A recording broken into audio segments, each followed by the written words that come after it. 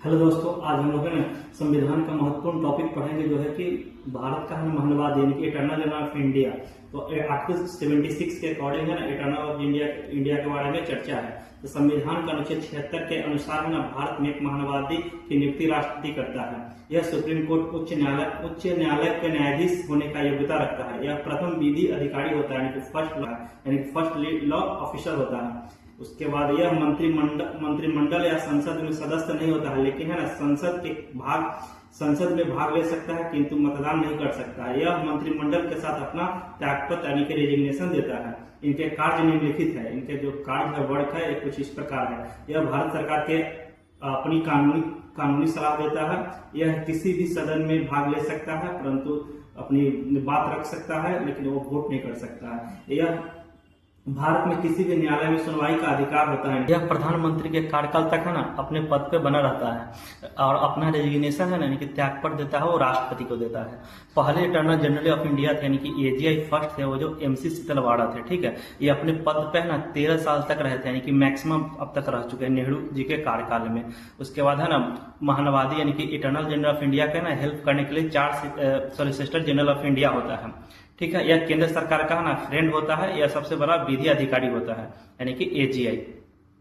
Next part पढ़ेंगे कि भारत के नियंत्रक महालेखक परीक्षक यानी कि जिसको कैग कहते हैं यानी कि computer auditor and general of India CAG. ये आर्टिकल 148 के अकॉर्डिंग है, इनके बारे में चर्चा है। तो आर्टिकल 148 के अनुसार भारत में कैग की नियुक्ति राष्ट्रपति करता है। इनका जो कार्यकाल होता है 6 वर्ष होता है। यह 65 वर्ष की आयु की अवस्था में सेवानिवृत्ति प्रदान करता है। अपनी त्यागपत्र राष्ट्रपति को देता है। सेवानिवृत्ति के बाद है ना यह भारत सरकार के कोई भी पद पे नहीं रह सकता है। यह सरकार के आय व्यय यानी कि इनकम एक्सपेंडिचर के है ना लेखा संग्रह करता है और इसके संबंधित रिपोर्ट राष्ट्रपति को समर्पित करता है यानी कि देता है। यह लोक लेखा समिति के अनुसार काम करता है। यह सरकार द्वारा वित्तीय कोषी को किसी भी संस्था को आय व्यय के परीक्षण करता है। अब हम लोग नेक्स्ट पार्ट पढ़ेंगे जिनका नाम है सीवीसी यानी कि सेंट्रल विजिलेंस कमीशन, केंद्रीय सतर्कता आयोग।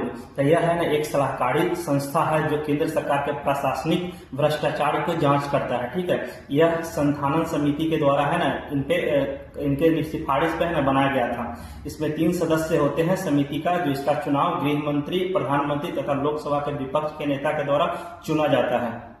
नेक्स्ट जो टॉपिक है वो है निर्वाचित आयोग यानी कि इलेक्शन कमीशन। तो हम लोग अब देखेंगे कि इलेक्शन कमीशन के बारे में, यानी कि ये एक इलेक्शन कमीशन है ना आर्टिकल 324 के अकॉर्डिंग चर्चा है। तो यह एक संवैधानिक संस्था है जिसके सदस्य एवं अध्यक्ष की नियुक्ति राष्ट्रपति के द्वारा किया जाता है। इनकी चर्चा है ना संविधान के अनुच्छेद 324 में है।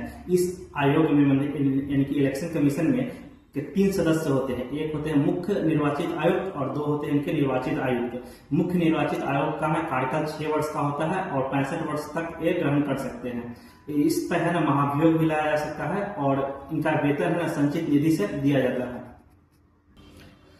निर्वाचित आयोग का ना कार्य निम्नलिखित है यानी कि इलेक्शन कमीशन का क्या क्या काम है वो देखेंगे। तो फर्स्ट है इनका मतदान सूची यानी कि मतदान सूची तैयार करना है। दूसरा है चुनाव क्षेत्रों का ना परिसमन करना है। तीसरा है राजनीतिक दलों को मान्यता देना है। चौथा इनका राजनीतिक दलों को चुनाव चिन्ह प्रदान करना है। 5वां है राष्ट्रपति, उपराष्ट्रपति, लोकसभा, संसद ये सबको है ना चुनाव कराता है इलेक्शन कमीशन। उसके बाद है राजनीतिक दलों के है ना लिए है ना आचार संहिता तैयार करना है। उसके बाद सभी सदस्यों को है ना आयोजन के संविधान राष्ट्रपति के चुनाव के सलाह पे किया जाता है, यानी कि सभी जितना भी सदस्य था उनकी अयोग्यता है ना वो राष्ट्रपति के सलाह पे ही तैयार किया जाता है। नेक्स्ट पार्ट देखेंगे। नेक्स्ट जो पार्ट है वो संचित निधि यानी कि है कंसोलिडेटेड फंड, यानी कि इसका चर्चा है ना आर्टिकल 266 के अकॉर्डिंग में है। तो संचित निधि है ना सरकार का खजाना होता है एक प्रकार का। सरकार को है जो विभिन्न स्रोतों से राजस्व प्राप्त होता है वह इस निधि के द्वारा है ना रखा जाता है और यह सरकार को है ना द्वारा व्यय की जाती है। जो भी सरकार का व्यय जो होता है यह इस निधि द्वारा होता है। इसकी चर्चा अनुच्छेद 266 में किया गया हुआ है। इस निधि से है ना प्रमुख पदाधिकारी का वेतन प्राप्त होता है, जैसे प्रेसिडेंट का, राष्ट्रपति का, ऐसा का जो पीएम का वेतन होता है इसी संचित निधि से दिया जाता है। नेक्स्ट टॉपिक आपको आता है आकस्मिक निधि। एक है कंटीजेंसी फंड यानी कि आर्टिकल 267 यानी कि 267 के अकॉर्डिंग है ना आकस्मिक निधि की चर्चा है। तो इसकी चर्चा अनुच्छेद 267 में है। यह इसका गठन है ना इसका गठन 1950 में है किया गया हुआ था। इसमें फंड जो है ना वो अग्रिम धन रखा गया हुआ है ताकि आकस्मिक घटनाओं पर इसकी चर्चा द्वारा खर्च किया जा सके।